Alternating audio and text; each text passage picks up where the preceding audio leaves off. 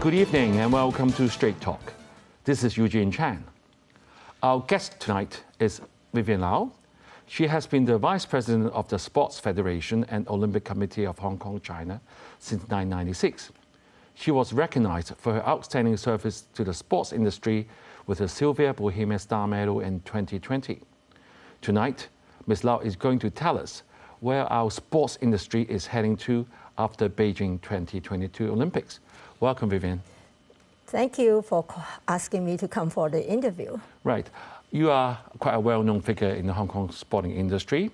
And reading your CV, back in the 1990s, 1996, you were leading or accompanying many of our Hong Kong sportsmen to the different Olympics and also to Commonwealth Games, Asian Games, and many other international events throughout Asia. So you must have been there witnessing many of Hong Kong golden moments in our sporting history. Yes. And which ones are the most memorable? Now, the most memorable one to me, because my own sport is ten-pin bowling, is Catherine Chi getting a gold medal in the Seoul Asian Games in 1986. That right? That was the first time Hong Kong achieved a gold medal, carving a milestone in the 32 years that Hong Kong participated in the Asian Games at that time. And then the next golden moment is, of course, Li Laishan, Shan, getting her gold medal in Atlanta in 1996. That was before the changeover. That was a very touching moment for many Hong Kong people, isn't it? Yes, because we never imagined that we could get a gold. And she did suffer quite a bit because she got jellyfish. You know, when she was in the water, she got burned from the jellyfish. Really? Oh. Right, and how about the recent Olympics in Tokyo? I mean, we've done the best one so far. We have 1 gold in fencing, 2 silver in swimming, and 3 bronze in table tennis, karate, and cycling. That must be the best result ever. Actually, we were all a bit reserved when the Olympic Games was postponed from 2020 to 2021. So this is really a very good or nice surprise for us that we managed to get 6 medals. Just now you mentioned about Asian Games, where we had the first medal in ten-pin bowling, your favorite sport. How about in Commonwealth Games and Asian Games? I mean, how well have we done in the past? Commonwealth Games, the only medals that we achieved was the mixed double by Amy Chen and Chen Ji-choi. That was in 1990. That was in badminton, isn't it? In badminton, mixed double. Yeah, I remembered. I'm sure you heard of this in the community, a kind of a karma to Hong Kong sports. In 1996, we had the first gold medal. Then in year 2000, we had nothing. 2004, we have another medal. 2008, no medal. So on and so forth. It's a jinx to us. It's a jinx, yes. So what's happening to the next Olympics? Are we going to expect anything at all? Well, we hope to break the jinx so far. And I think after this achievement, government has already promised they will give more financial support to the sport. And they are going to, do you know, they are going to redevelop the old part of the Hong Kong SI? The Sports Institute, car park, the Sport Institute. And so, well, actually, Olympic is the ultimate aim of most athletes if they are an Olympic sport. And then Asian Games and World Championships are the ultimate aims of other sports which are not in the Olympic. Just now, we know that the reason why we invite you today is also because the Winter Olympics is happening right now in Beijing. And I was privileged enough to watch the opening ceremony. And you realize when Hong Kong delegation came through, we only have like 4 persons. I know the one that's 3 athletes. Yeah, we had 3 athletes going to the Winter Olympics, and the flag bearer is an athlete. The other 2 couldn't be there for other. I think they were COVID positive, so they couldn't be the opening ceremony. So we are in single digits. When you look back, all the Olympics that we had from 2002 until this year, it's always single digit of athletes joining that Olympics. But it's very good that we do go. Is it because of that we have lack of facilities and lack of the ski slopes in Hong Kong? That's the reason why we don't have all these athletes to go? Actually, the ice skating is of a longer history than the skiing. association. But so far, up till now, government has not subsidized, no funding for these associations. Right. And it's not in the policy address of the government ever. Right. But we have been participating because we are the NOC, and these two associations are under umbrella. And so if the athletes manage to qualify for the Winter Olympics, then we will send them. But they have to work hard because there's no funding from government, so it depends on sponsorships or the patrons of the associations to give them money to train. Right. Then the second difficulty was that we don't have these venues. We do have ice skating rink, but they are commercial. And of course, we can't have a ski slope. Right. So the skier either comes from the States, or from Europe, in which they study and they are born in Hong Kong. And so the only way they can train is go to China. But for ice skating, at least, they have venues, commercial venue in which they could use. Right. Vivien, when you mentioned the NOC, you're referring to the National Olympics Committee in Hong Kong. And I'm sure all the viewers will only watch the great moments of participation and winning on the athlete side, but I'm sure there's a lot more to it for the sports to be successful. Can you tell us what are the roles that you have the administrator, you have the coach, you have the supporting team, even commercial sponsors or even government sponsors.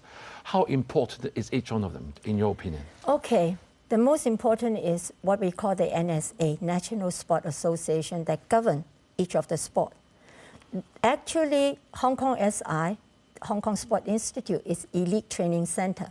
So where does all the athletes come from? From the development plan of the NSA. And when they are trained to a certain standard, if they achieve good, then they might happen to become an elite sport with continuous success. Otherwise, they are still under development sport. This is the part of the administrator. We are all volunteer in our own associations. Nobody get paid. And then the next step is elite training. Now, it was called the Hong Kong Sport Institute was called the Jubilee Center that was subvented by the Hong Kong Jockey Club. And later they become a statutory organization. And then there is the Sport Development Board as well. Now, they provide the venue and the funding from government to train the athletes that are elite in the sense that they are talented, they have potential. So that part, we leave it to the Hong Kong SI. For the rest of the development sport, they have to train either in the LCSD, that is Leisure, Cultural and Services Department venue, or commercial venue like 10-pin bowling. So in other words, the government do play parts in different sports. Let's go back to the opening ceremony of the Winter Olympics, which just happened on the 4th of February, which is last week, quite some time ago. And you saw that there was an ice skating, virtual ice skating, and then breaking the ice, showing that it breaks barriers and promote understanding and fostering peace. But this year, unfortunately, we read from the news that some of the Western countries have declined to send officials to attend the opening ceremony because of protests. And but luckily, the IOC president, Mr. Thomas Bach, said a very encouraging comment. He said the Olympic Games are always building bridges and never erecting walls. So many say the sport is a very good way to unite people. Do you agree in your experience? In the past, it seems to be. But then in the recent 20 years, something like that, remember the Moscow Olympic Games? There was a boycott by many countries. And we, Hong Kong, under the British sovereignty at that time, we also didn't send team. But this is all wrong, because you cannot mix up sports and politics. Unfortunately, in recent world, they do. But imagine the athletes, if you withdraw from a games like Moscow, imagine the athletes train for so many years, their target is to achieve good results. It's not fair to them. I remember back in the World Wars, even Olympics will still go on. But why is it not happening right now? That's because too many politics in the world, you know, and too many misconception about China, especially this Beijing one. You know, they're talking about genocide, you know, the Xinjiang people and all that. But that's not true. We all know that. But then... So how does all this boycott affect the athletes' performance? Now, it's better than the Moscow Olympic in which they withdraw the whole team, the country. Now it's only they say they won't send their dignitaries, the president won't attend. So it doesn't affect the athletes so much. But you must have read from Facebook media that American is teaching the athletes to say bad things. And then suddenly on the social media platform, the athletes were saying they like it in China. It's very encouraging, yes, to hear all that. And they show the room in which the bed is really... fantastic, you know. Compared to the Tokyo one. Yeah, compared to Tokyo. And then they show the goodie bag, which we call the goodie bag, with the muscat. And then they also have all kinds of nice food, you know. So that thing doesn't work in a way. Right. But I, as an athlete myself before and as an administrator, I do hate this kind of thing. Yes. Sports and politics should not mix. No matter how you fight each other, you know, there should be no barrier. Yeah, all right. Maybe we'll also go for a break, and don't go away.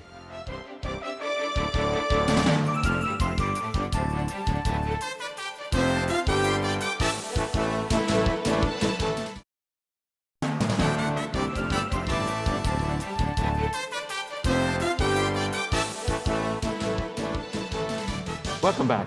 Thank you, Vivien, for recalling our golden moments and also sharing some of the pressures and the challenges that our athletes face.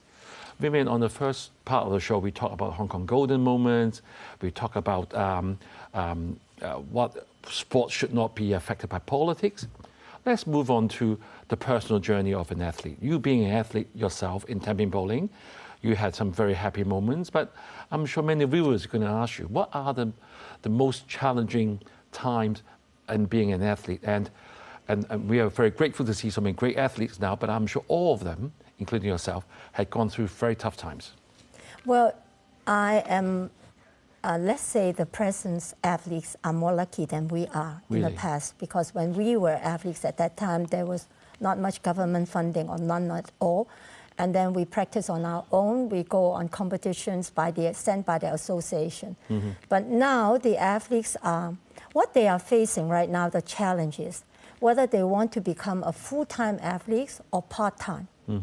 Now, to me, full-time athletes, to some people, they call them professional, but they are not professional. It's just that they are given a subvention by the government. We called it a grant by the government, so they can focus on training all the time and can go to competition whenever they are sent to. Did this happen before 1997? Yes. When we have the Jubilee Sports Centers so already. Government has been supporting us for the last 30 years. But the support has been bigger. You see, before bigger it was... now. Because before, the Jubilee Sports Center chose the sport they want to support. Right. Now, you have a benchmark. You have criteria to become an elite sport. Now, as for the athletes, you will find that out of the 14, 15 elite sport, swimming is the one that have less full-time athletes, because their athletes usually go to study in the States, but that's also good for them in that they can be trained in the States. And they come back to Hong Kong when they have to go for games.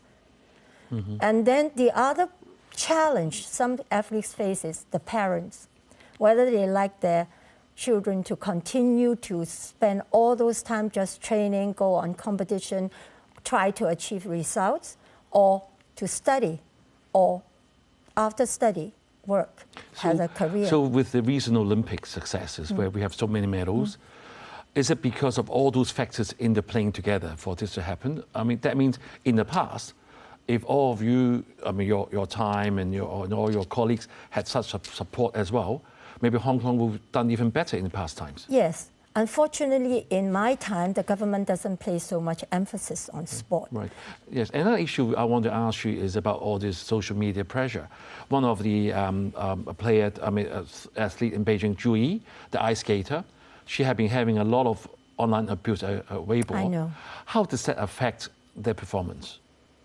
Now, when they become really a full-time athlete, they need to have a tough mentality. Right. So you know you are being attacked by these people on the social media. If I were the athletes, I would have simply ignored and not look at all those things. Right. I would not look at my posts. I may shut down my posts when I'm in the games, and then just focus on the training. But if you say that, I'm like another personality, Eileen Khoo, which suddenly becomes a star for many viewers.